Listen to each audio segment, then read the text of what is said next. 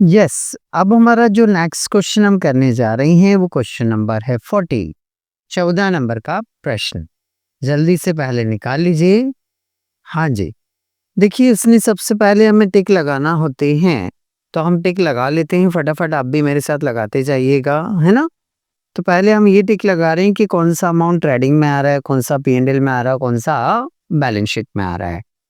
ठीक है भाई, तो ड्राइंग दिया है, ड्राइंग कहाँ आता है, बैलेंस शीट में आता है। Travelling expenses sir profit and loss में आता है, सैलरी प्रॉफिट एंड लॉस में, वेजेस ट्रेडिंग अकाउंट में, फर्नीचर बैलेंस शीट में, डिस्काउंट P&L में, परचेस ट्रेडिंग अकाउंट में, सेल्स रिटर्न ट्रेडिंग अकाउंट में, ओपनिंग स्टॉक ट्रेडिंग अकाउंट में, स्टेशनरी स्टेशनरी P&L में, डेटर सर बैलेंस शीट में आता है ये, cash balance sheet, cash at bank balance sheet, इधर क्रेडिट साइड में capital balance sheet, sales trading, purchase return trading. ये परचेसेस रिटर्न है और परचेसेस रिटर्न कहाँ आता है आपका ट्रेडिंग अकाउंट में।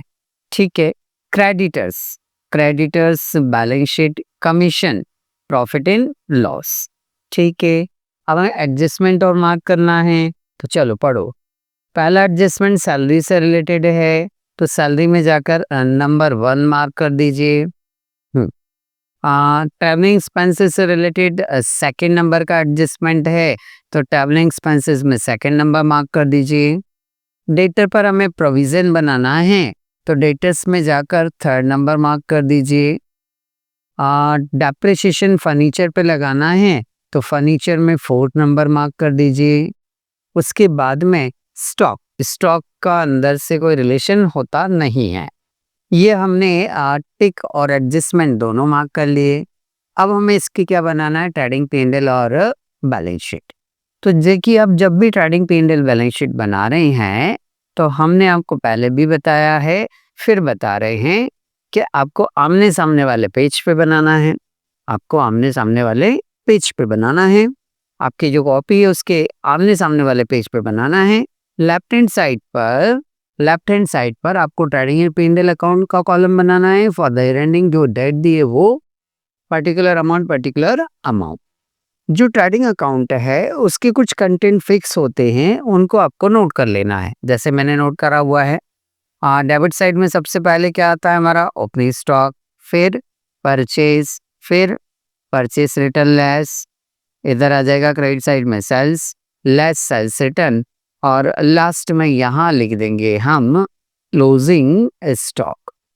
ये हमारे ट्रेडिंग अकाउंट के कंटेंट है, जो लिख लेना है, पहले ही लिख लेना है। सवाल में है तो भी लिख लो, और सवाल में नहीं है तो भी क्या करो, लिख लो। ठीक है, अब लायबिलिटी साइड में बैलेंस शीट में आ जाते हैं। तो बैलेंस शीट में सबसे पहले यहाँ लोड करेंगे हम capital less drawing add net profit. इतना फॉर्मेट सबसे पहले अपने को बना लेना है ना। बनाने के बाद में अब इसको हम पूरा क्या करेंगे, सॉल्व करेंगे।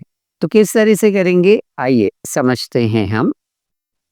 सबसे पहले हम क्वेश्चन में देखें क्या क्या दिया है। बोले दिया तो हमने टिक सारा लगा लिया सर, फॉर्मेट में जो आपने बोला था वो भी लिख लिया हमने। अब एक एक करके अमाउंट क्या करनी है हमें, फिलअप। एडजस्टमेंट नहीं करना अभी, है ना, पहले अमाउंट फिलअप कर लेना है, एडजस्टमेंट नहीं करना है। बस यहाँ से अमाउंट उठाकर नोट कर देना, एडजस्टमेंट की अभी बात नहीं करेंगे यहाँ।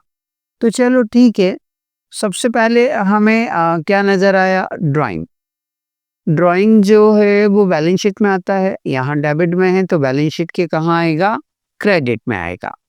ठीक है, बैलेंस शीट के क्रेडिट में नहीं आएगा, ये बैलेंस शीट के डेबिट में आएगा। सर ऐसा क्यों, ऐसा इसलिए कि जो अमाउंट लेस होती है उसमें अमाउंट हमारा अपोजिट लगता है। तो ये ड्राइंग का अमाउंट मैंने 2000 क्या कर दिया, नोट कर दिया। ओके।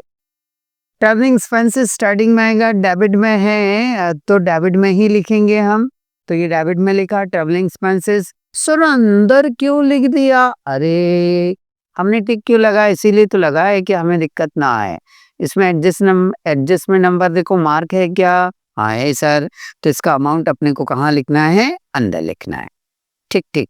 सैलरी, सैलरी पी&एल के डेबिट साइड आएगा, ये लिखा हमने। बोले सर अंदर क्यों लिखा, फिर मैं बोलूंगा कि इसमें एडजस्टमेंट नंबर मार्क कर रखा हमने। ये जो एडजस्टमेंट नंबर है इस कारण इसका अमाउंट कहाँ लिखा हमने, अंदर लिखा। ओके।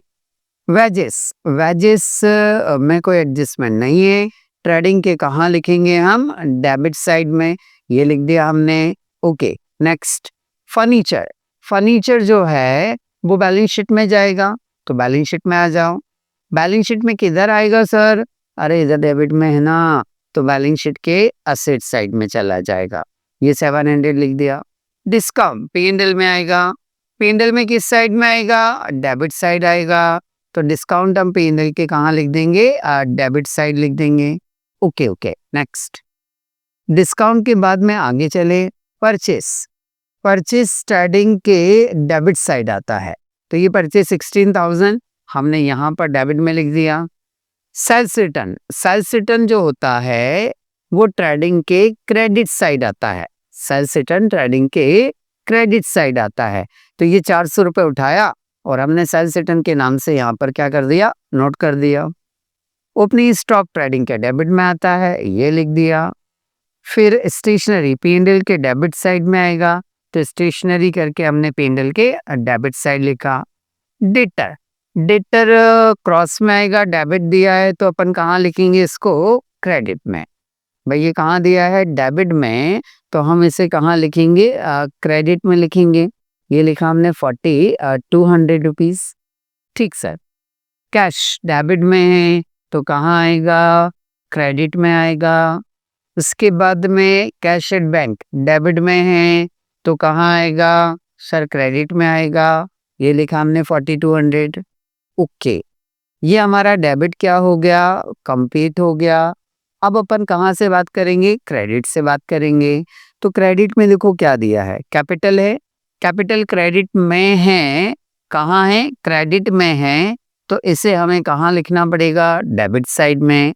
तो ये देखो यहाँ क्रेडिट से मैंने कैपिटल को उठाया और यहाँ पर डेबिट साइड में क्या कर दिया, लिख दिया 10,000 रुपीज। ओके। सेल्स, सेल्स उसने क्रेडिट में दिया है तो ट्रेडिंग के भी कहाँ आएगा, क्रेडिट साइड में आएगा। तो ये जो 25,000 है ये हमने उठाया और यहाँ पर क्या कर दिया, नोट कर दिया। ठीक sir. Purchase return, purchase return जो होता है वो क्रेडिट में दिया हुआ है तो ये क्रेडिट में नहीं आएगा, फिर कहाँ आएगा, बोले सर डेबिट में आएगा। क्यों आएगा डेबिट में, क्योंकि सर ये लेस वाला आइटम है। कौन सा वाला आइटम है, लेस वाला आइटम है, और लेस वाला आइटम हमेशा अपोजिट साइड में आता है।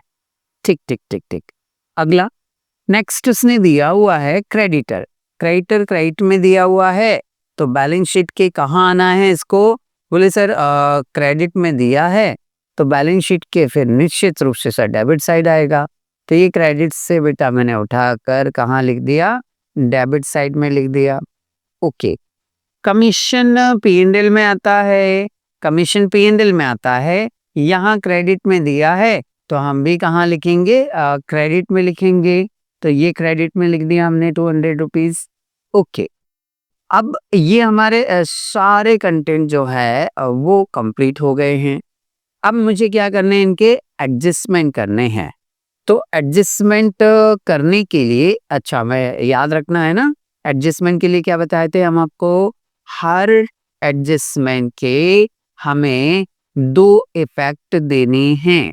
हर एडजस्टमेंट के हमें कितने इफेक्ट देने हैं, 2 इफेक्ट देना है। तो चलो स्टार्ट करते हैं हम। पहला जो इफेक्ट, पहला एडजस्टमेंट है सैलरी का आउटस्टैंडिंग है, जल्दी से बताओ आउटस्टैंडिंग ऐड होता है या लेस होता है, बोले सर ऐड होता है।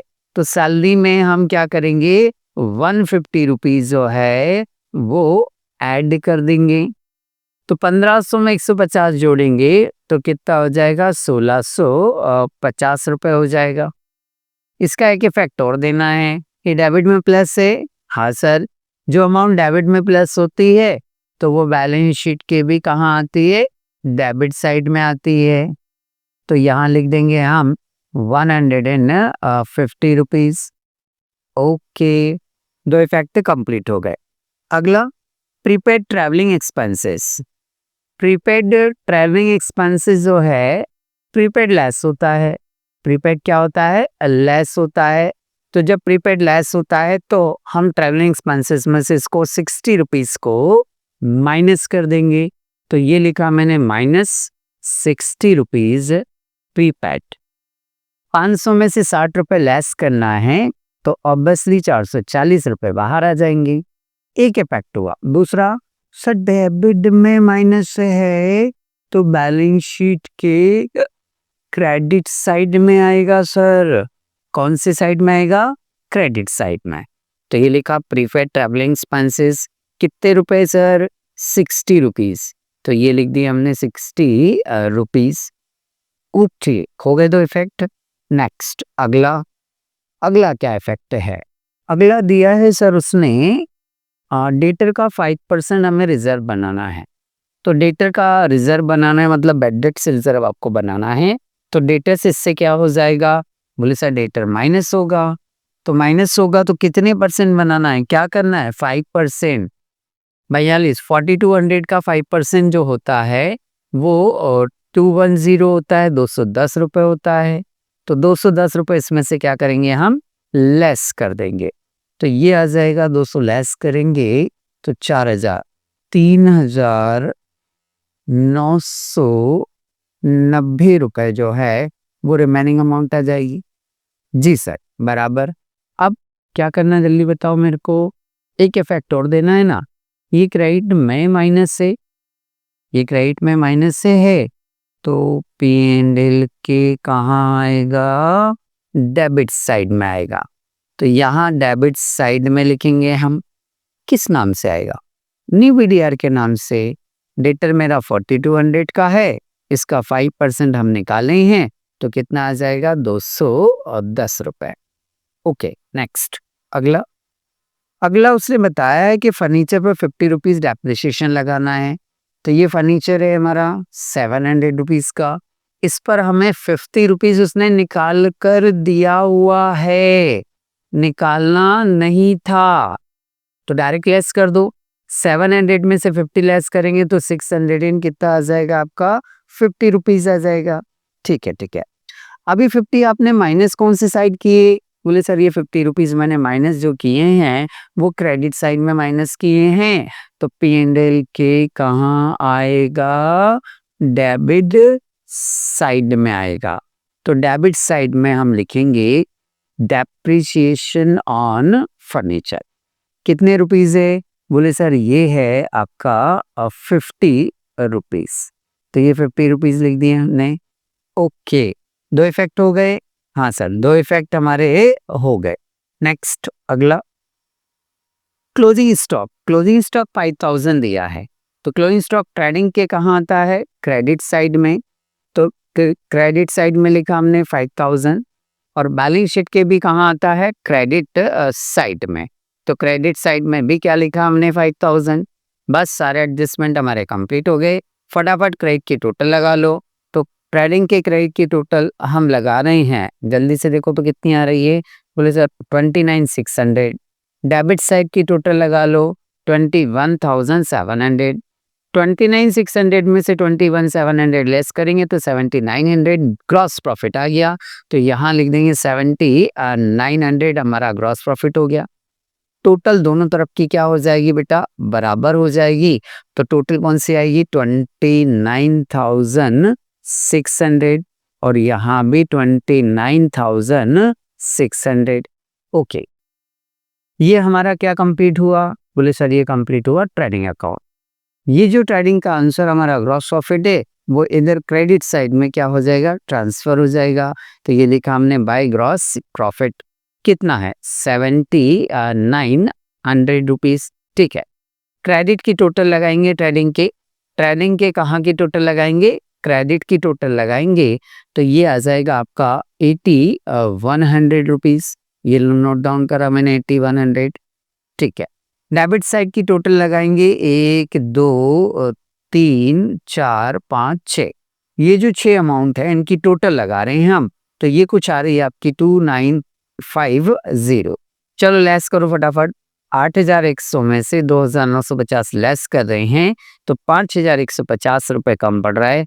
ये कहलाएगा आपका नेट प्रॉफिट और इस नेट प्रॉफिट को उठाकर यहाँ पर क्या कर देंगे, हम नोट कर देंगे। कितना है सर? 5,150 रुपये है। ठीक है सर, ये नेट प्रॉफिट आ गया। ये जो नेट प्रॉफिट आया है हमारा, ये जो नेट प्रॉफिट, अच्छा टोटल कितना आएगा? Total sir 8100 rupees. ये हमारा P&L कंप्लीट हुआ है। फिर से बताओ मेरे को, ये जो ग्रॉस प्रॉफिट है उसको आपने P&L में ट्रांसफर किया था? हाँ किया था। तो ये जो नेट प्रॉफिट है, ये नेट प्रॉफिट आपका यहाँ से उठकर बताओ बैलेंस शीट में ट्रांसफर होगा या नहीं होगा? बोले हाँ सर बिल्कुल होगा। तो उठाइए 5,150 को और यहाँ पर लाकर क्या कर दीजिए, प्लस कर दीजिए। तो ये मैंने 5,150 यहाँ पर प्लस किया। कैपिटल थी हमारी 10,000, 2,000 लेस किया ड्राइंग के तो 8,000 बचा था। 8 में 5 ऐड करेंगे तो ये हुआ आपका 13,150 रुपये। ठीक है, और कुछ बचा क्या? नहीं बचा, सारी अमाउंट बाहर हैं। टोटल लगा लीजिए, 13 2 15, 15,000। देखो कितना हो रहा है फटाफट। जो टोटल आएगी हमारी वो 15 और 100 16,000 रुपये है ना। तो यहाँ लिख देंगे आप 16,000 रुपये, 16,000। ऐसे ही हम एसेट साइड की भी क्या लगा लेंगे, टोटल लगा लेंगे। तो एसेट साइड की टोटल लगाओ, देखो कितनी आ रही है। बोले सर एसेट्स की भी टोटल आ रही है 16,000 रुपये।